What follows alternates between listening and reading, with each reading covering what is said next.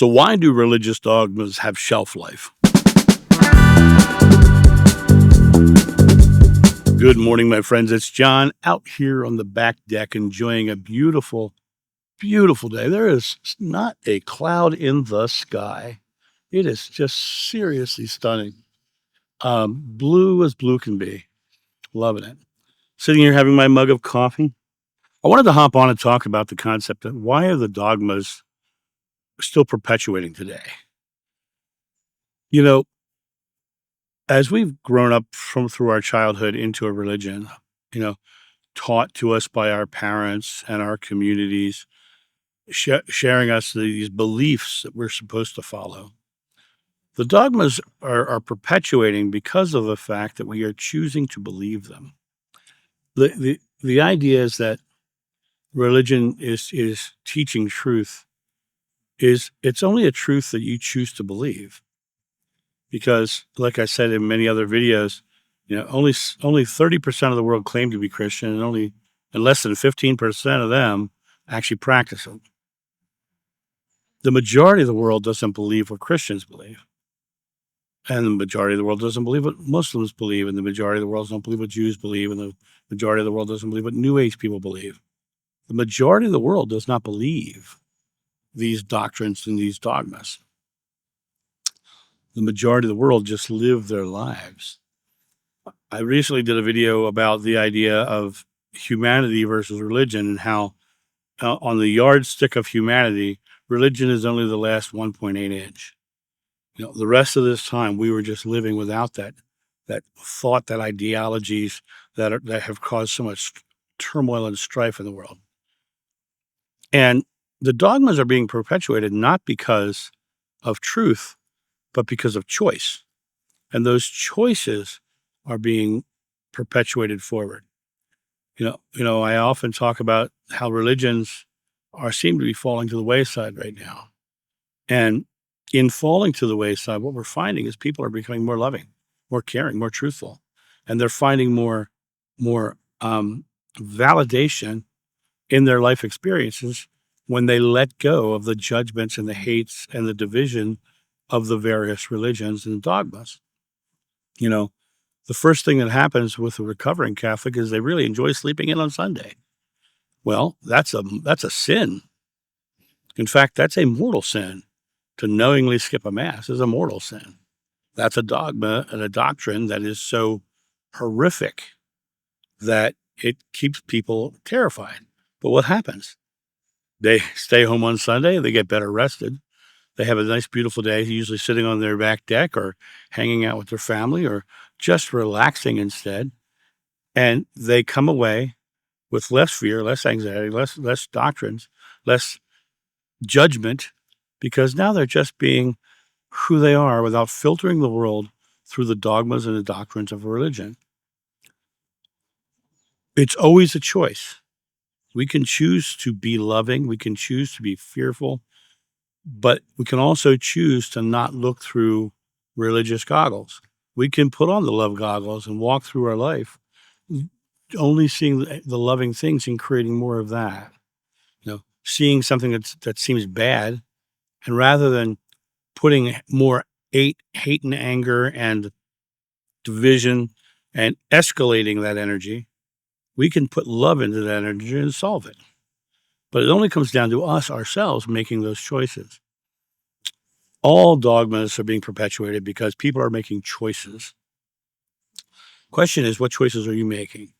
Are you living into doctrines and getting mad at me for saying that Saint Germain channelings are not, complete truth?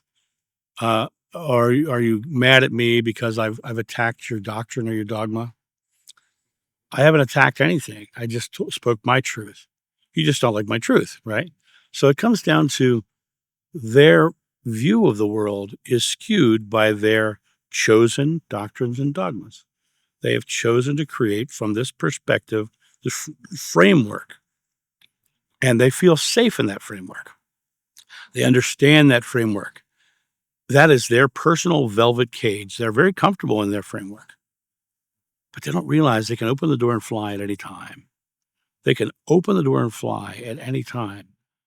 when they're not limited by a cage, no matter how comfortable that cage is, no matter how many throw pillows are on the couch, doesn't matter. If you open the door, you can fly, and then you're more comfortable in all aspects of your life. The doctrines and dogmas are only perpetuated by choice. And the question is, what are you choosing? Are you choosing to live the loving life? Or are you choosing to realize that you are free? When the Baptist church did the study on why people are leaving the church, one of the questions they asked is, what was the number one thing that you gained by leaving the church? And the number one answer was freedom. They found themselves free to love. They found themselves free to be able to express themselves and find their authentic selves. You know, when we exhale, and I talk about exhaling a lot, most of you know, but when we exhale, the bottom of that breath, I say we find God at the bottom of every breath. You know what else we find at the bottom of every breath? Ourselves, our authentic selves. And the reason we find our authentic selves there is because the exhale is releasing the fears. And all of the dogmas and doctrines are the fears that we're not going to get it right if we don't do these things. All of the doctrines and dogmas are just of the fear. And by coming back to who we are and just being ourselves, coming back to that connection to God found at the bottom of every breath, coming back to that space of realizing that love is not a fleeting thing that we're trying to get to. It's a choice. It's a choice. I choose the dogma of love because there are no rituals except for to love one another. What did Jeshua say? I leave you one commandment, love one another. So it comes down to this idea of, are you being loving? Are you being caring? And do those dogmas and those ideologies hinder your ability? Do they tell you to judge someone for not believing as you do? Do they tell you that your way is the only way and everybody else is wrong? Doesn't sound too loving to me. Doesn't sound too caring to me. It sounds like dogma is getting in the way of your love.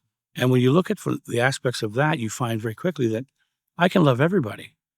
No matter what they believe in life, I can love everybody. They may not love me, but my love for them is unconditional, right? I don't have to love their actions.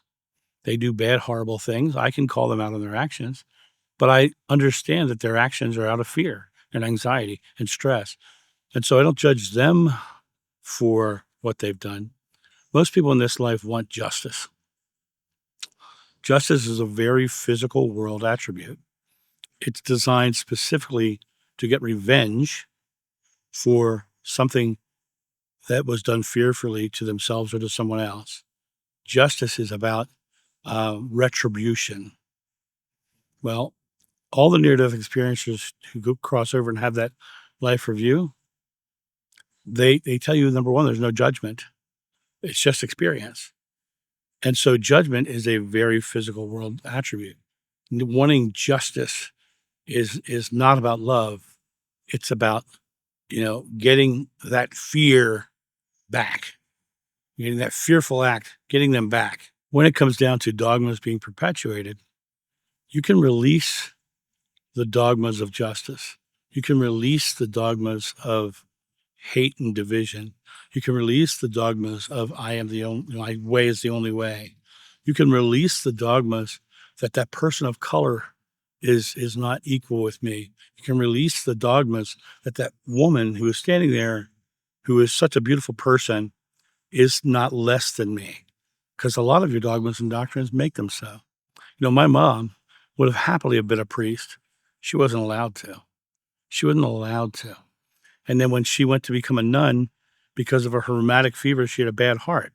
The church didn't accept her because she had a bad heart. She couldn't join the nunnery or become a nun because the church did not accept her because of her heart. Think about that. Think about that. If the church was loving, wouldn't they want to embrace her? That they did not accept her because of her heart. That to me is deplorable. That to me is not loving at all. Quite honestly, that's one dogma I'm grateful for.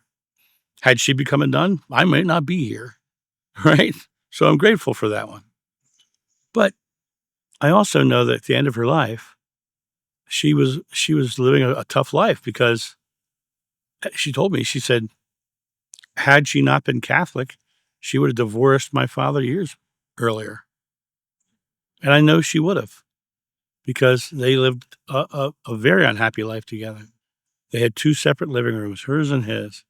She'd go to hers and read, and he'd go to his and watch golf.